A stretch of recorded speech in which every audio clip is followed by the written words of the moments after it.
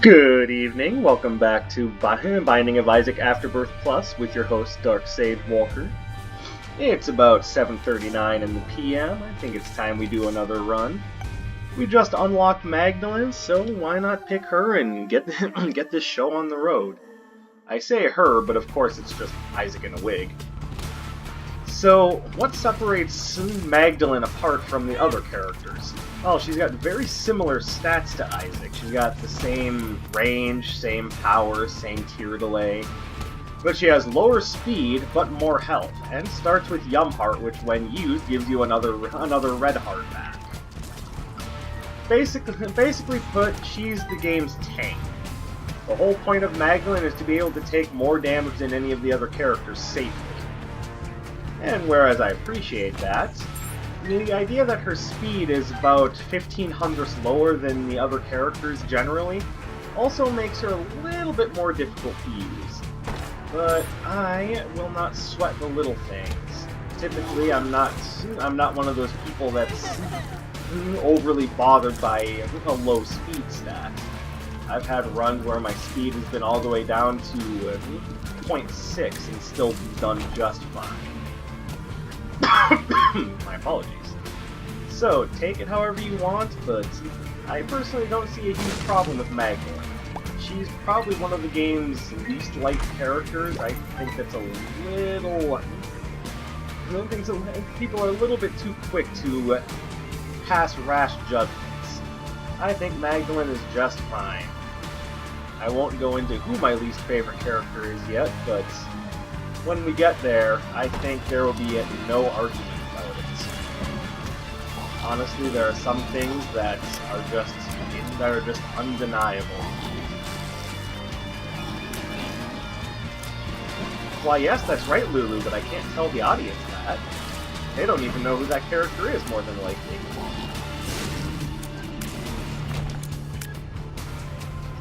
I know that seems facetious, talking to my bird as if he's speaking English, but I'm pretty sure Lulu actually knows who I'm talking about. Like I said, we'll cross that bridge when we come to it. I hate Curse of the Maze. This particular curse just makes it difficult to make progress, and I hate it. Well, you know we gotta stick with Book of Sin now. And if we could ever stop getting shuffled around by Curse the Goddamn Maze, we can finish exploring this floor. Okay, well, yeah, it wasn't worth it. But I have enough coins now to potentially get an arcade on the next floor, and that could be massively helpful. You know what else would be massively helpful? Not getting pushed into a different fucking room!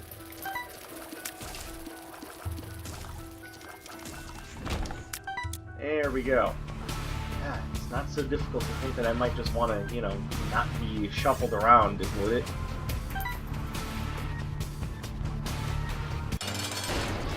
Alright, there's one. Worst thing I can say about Duke of Flies is that he's annoying. Not difficult, just annoying. I only have one bomb, so I'm not going to use it here, but see? If you're worried about handling Duke of Flies, say you're playing as a character whose tier rate isn't exactly great, you're having a hard time controlling his flies, then yeah, drop a bomb into his path. It usually works wonders. But even at average stats, Duke of Flies is pretty easy to handle. That will help cover Magdalene's generally low speed, so we are pretty much set now. Aside from I could use some damage. Anything to improve DPS would be great. Come on, buddy, over here. Down with you, spiders! Yeah, you'll notice now that I've unlocked everything is terrible. There's... What is this garbage? Okay, well, there wasn't much I can do about that.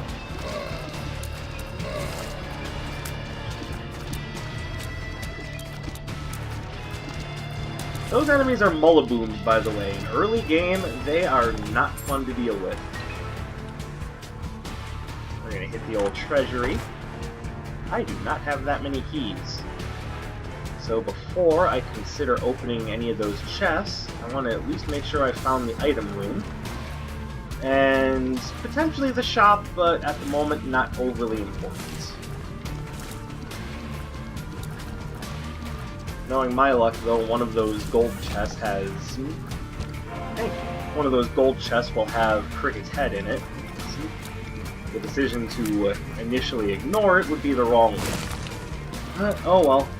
No use crying over spilt milk. Or if I just happen to get another key or two, maybe I'll go back and just have a look. Oh, more Mullabooms! Oh no, oh, the pain. Oh, the humanity. Ooh, the item room. Oh, are you fucking serious? Okay, no, I don't want Sister May. Okay. Sulfuric acid tears. So it's a minor damage upgrade, but the other thing that it does is allows you to destroy rocks, which I am going to put to extensive use here to try to find another black heart. Or, you know, 2 of hearts. That'll be useful if I happen to find a blood bank. I'll abuse the crap out of that. Now, the rate at which you fire acid tears is dependent on your luck score, so we could be doing better. At the same time, I could also be doing a hell of a lot worse. Lose that right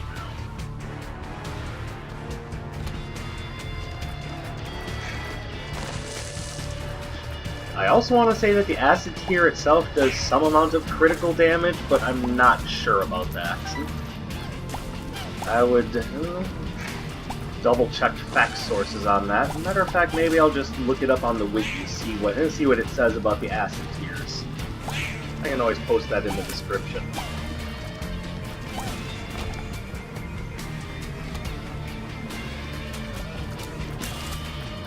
Down here, buddy. Drop a key. Oh, you suck. You suck so bad.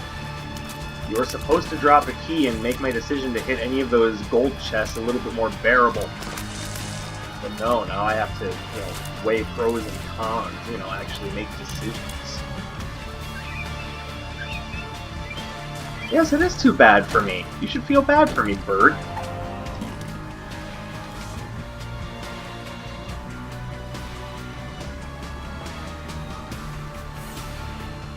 Oh, there's another key. I have enough coins to make the shop semi-worthwhile. Let's go have a look. And who knows? Maybe in our exploration, we'll actually find another key. Nice. Oh, this room isn't good at my current status. Actually, on my current status, this room could be a lot worse. Oh no!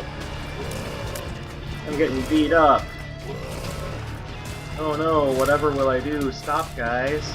I don't know how I'll possibly take the minuscule amount of damage you're dealing to me.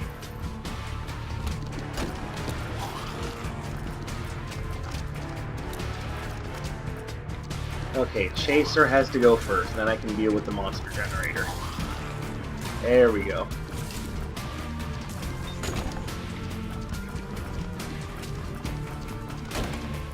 Now, in addition to breaking rocks, acid tears can also help find secret rooms. Dim bulb. Well, it'll require having a slightly better activated item to make that work. Oh well. At least it's a trinket. I have something that can be used to bolster my abilities, assuming I find something. This is a pretty easy boss. All you gotta do is just stand back and react to where he jumps. React to when he jumps. Every now and again he'll just pop up and sit there for a while and you just pelt him in the face. Every now and again he jumps a little bit faster than normal, so...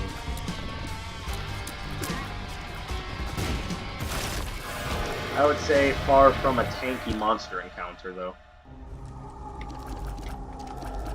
And because Magdelene starts with so much health, taking a devil deal is not a bad thing. Moving on. Yoo-hoo-hoo, yahaha. Apparently, I'm a very mild Korok. Where's all my Breath of the Wild people? Stand up. Oh, well, you shouldn't have. Alright, well this run just got a lot easier.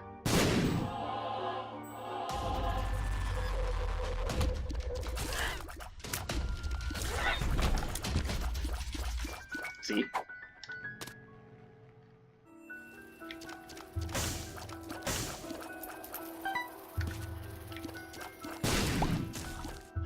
Alright, this run is looking good.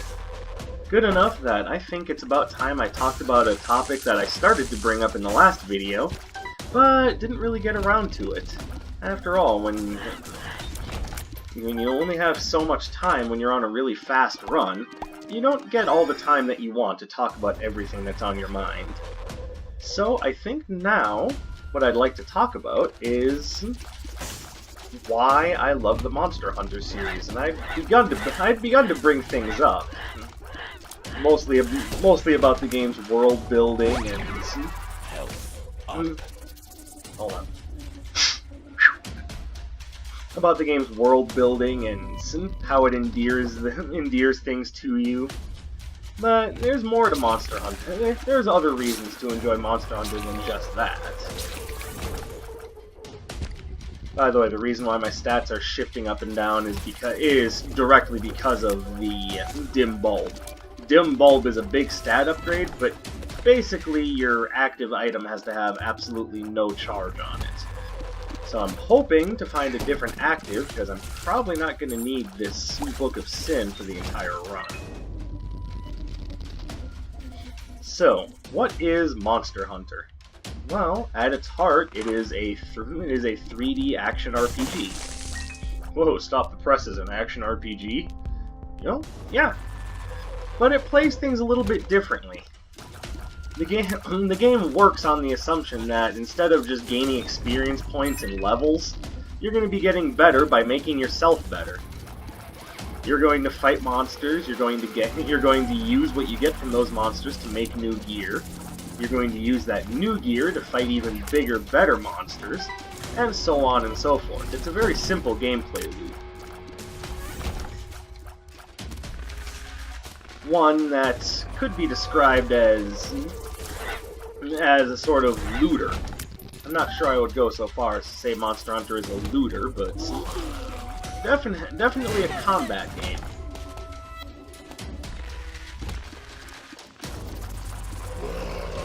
There we go. Looking good.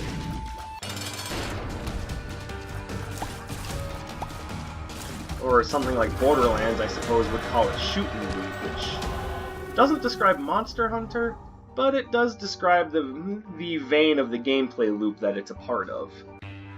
You kill things, you get loot, you use that to make more things. Rinse and repeat until essentially you've got an entire soiree of top-tier elemental weapons. Or not. Element optional. Oh, no, you don't. Alright. Well, since I don't really have the need to... Here we go. Use a bomb, let's not. Save myself some resources. Use them bombs in combat.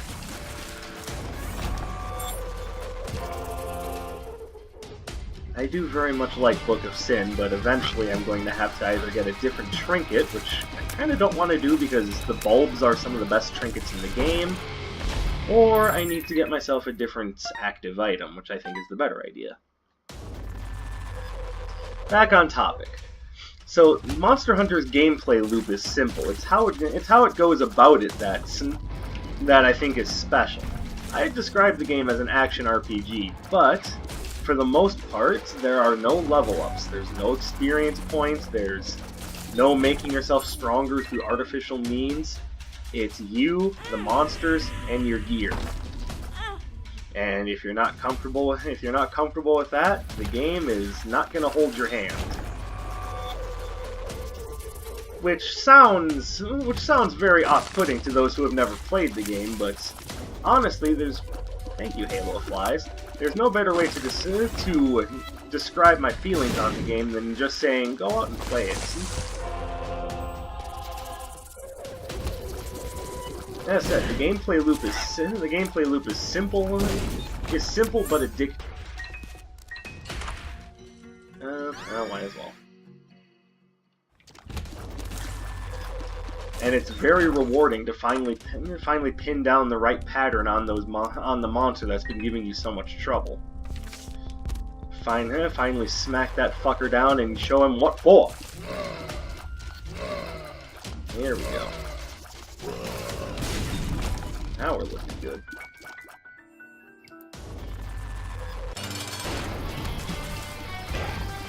Now, there have been 2 Monster Hunter games that have come out recently that's... I will say this, they're both very good, although I've only actually played one of them, so... Sorry if this seems like too much of an uneducated point to bring up. The 2 games in question are Monster Hunter World, which I'm sure a lot of people have heard of, and Monster Hunter Generations Ultimate for the Switch, which, whereas enough people have heard of it, it's not necessarily appealing to those who are generally outside of the fan base to begin with.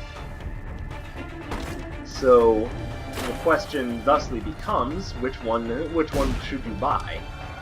Well, if you have the option and you're looking for something different, I would say buy both of them. But I know that that's not necessarily an option for everyone, so which one do I recommend? Well, generally speaking, the popular preference is Monster Hunter World because of what it did for the series in the West. And I can respect that, but I don't think it's the one that I prefer. I think the one that I prefer is actually Generations Ultimate, for a number of reasons. I tend to like the idea that Generations Ultimate has way more gear, which means way more customization. Oh, smart. And a lot more in the way of options to go about taking on your quarry. You got 14 different weapons, 6 different fighting styles to choose from. That's a lot of different ways to hunt. Maybe you like being one of those hunters who likes to jump through the air and land on the monster's back and bring him to the ground to help others out.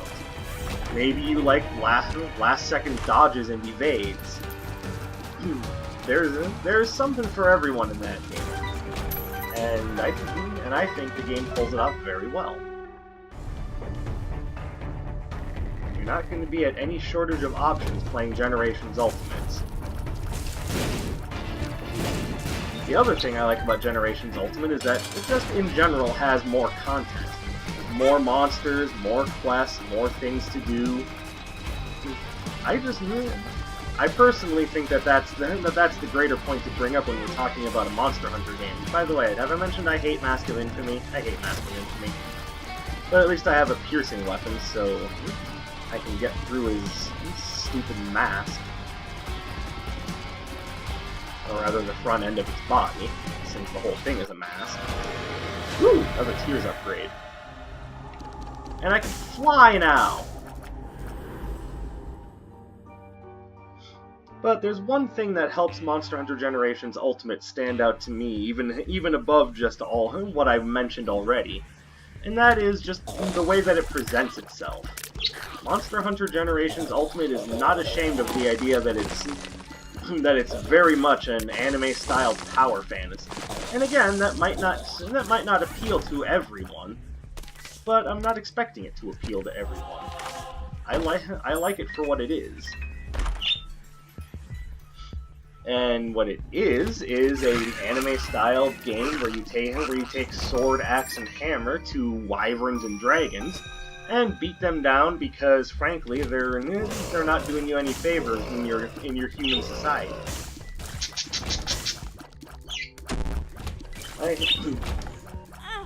It's one of those games that, despite what I had gone off on earlier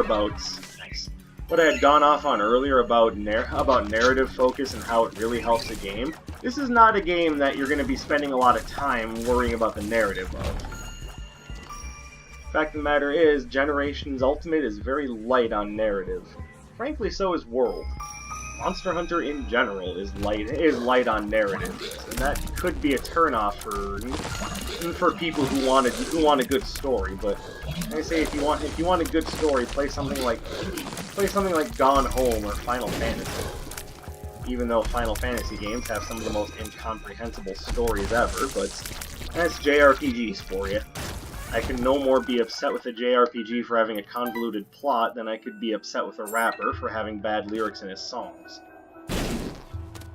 That's right, I went there. Shots fired. Oh, come on. Just let me get to the boss room in time. Better yet, just drop an Emperor card.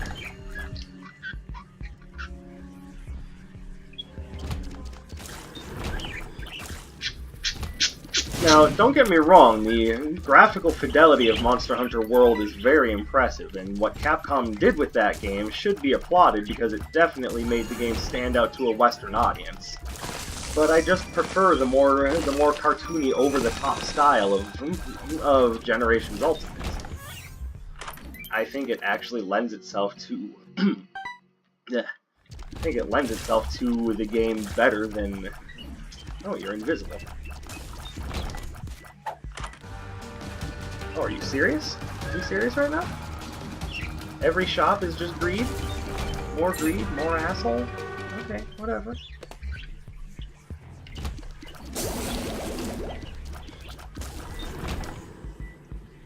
I know it seems like a silly thing for someone who's so focused on gameplay to get hung up on graphical styles, but that's just the kind of person I am. If there's something that I prefer, I can't help if that's the case of things. I like what I like. God, 13 seconds to make boss rush. I get the feeling that's not happening. But, hey, at least I made a concerted effort.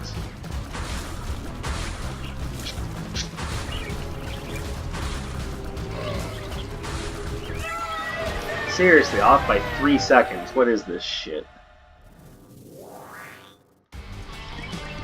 Okay, is every room just a trap? Just every time I walk into a room, oh look, boss fight!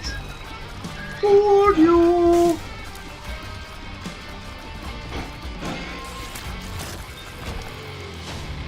No sir, I don't like it. Oh well, onwards. To give a little bit of background on my Monster Hunter history, I actually started playing the series at Monster Hunter 3.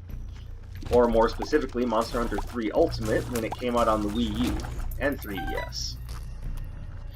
Now, I'm aware the Wii U was kind of a bomb of a system, but there were experiences on it that I really enjoyed. And I would say chief among them was definitely Monster Hunter.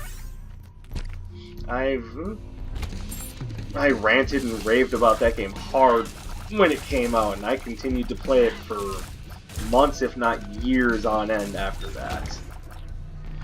To give you an idea, I believe I have something like 6,000 hours logged in on that game. You could say that I quickly came to understand the hunter's life. Some would say maybe a little too well. But again, I make no apologies for what I like. But even back in the day of Monster Hunter 3, I found myself just drawn to what the game did. And what it did was, I do not want to re-roll everything I'm carrying, thank you very much. That just seems like a waste of time. I like the run I have right now.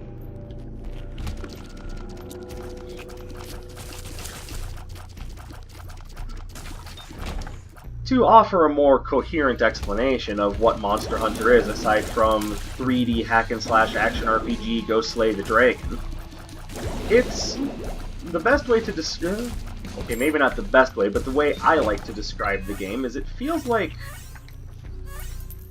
Again, this is just my own way of looking at it, like a sort of 3D Street Fighter in a way.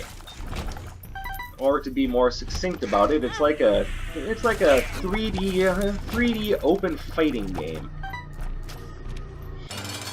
And I'm aware that that description doesn't make a ton of logical sense, but trust me when I say that that is probably the best way to look at it. Every monster is kind of like another fighter or another challenger, so to speak. Every weapon and style combination is like the fighter that you're choosing, and you just have to understand how best to handle things with what you've got. Hello, Loki's horns.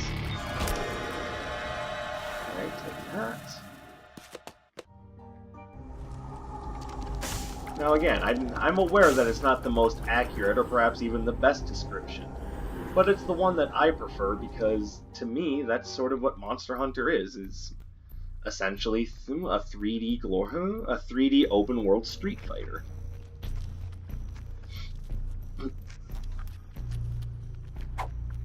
Thank you. Which does mean that you're essentially looking at a very complex skill-based game, and it makes no apologies for that. When I first booted up Monster Hunter 3, I was shown my house, I was shown an item box, told that I had 14 different weapons to. Actually, at the time, it was only 12 different weapons to choose from, and basically just told, okay, have fun. So at that point, it was my job to figure out my own way through the combat system and how best to effect change. And again, if it sounds like it's a little overwhelming for a new player, I will admit it is not the most beginner-friendly of games. And that's part of what Monster Hunter World set out to rectify, probably why it did so friggin' well. And I will applaud it for what it did. It did a lot to get the game known in the West. It did a lot to make sure that people knew its name. Again, I applaud all of that. I just prefer Monster Hunter Generations Ultimate. I don't think World is a bad game. I just think I know what I like, and I like the over-the-top, anime-styled, kind of 3D open-world Street Fighter. And again, I know that that description probably doesn't make the most sense to everyone watching. But it's the description that I like to use because it endears itself the most to me. That's just how I feel when I'm playing the game.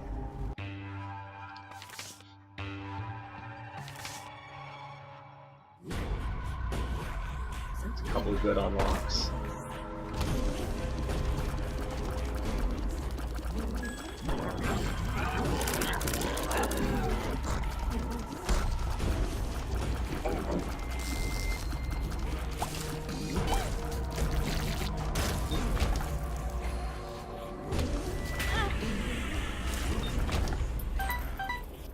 It's a series that's worked its way into my heart, and I don't see that stopping anytime soon.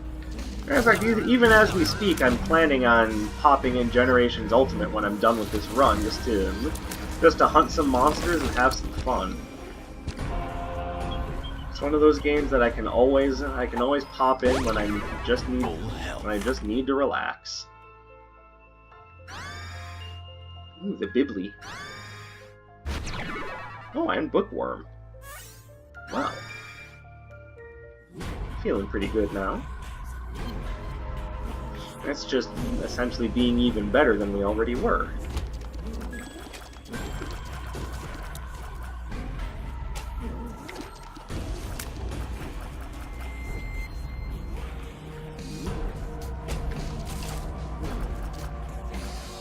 Come on, open up. Thank you. No, that's not worth it.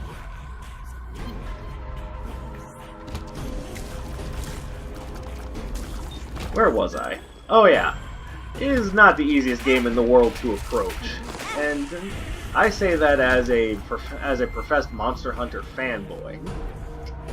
This is a game you're going to need to put some effort into, but maybe that's what I like about it so much, is because it's a game that isn't going to hold your hand. It's not overly tutorialized. The game expects things from you. It expects you to get better, but rewards you with new gear, new armor, new ways to dress your character. It gives the game expects a lot, but in return you get a lot. I think that's what I like about Monster Hunter the most, is that it's a game that definitely respects you getting talented at the game. It is a skill-based game that makes no apologies for being a skill-based game, and I love it for that. There are so many games out there nowadays that essentially feel like traffic light simulators. Mostly because they're and again, I see the point behind this. You don't necessarily want to play a game that tends to leave people behind. I completely understand that point, but when it comes to being a video game player like me, or like anyone who appreciates the sort of things that I'm on about, one of the things that you're going to appreciate most is a good challenge. And after all, that is one of the things that makes multiplayer games so rewarding, is having a good set of challenges to go through, so you understand essentially the purpose behind the multiplayer. You know, not just what are we doing, but potentially why are we doing it. That's just as important as what are we doing.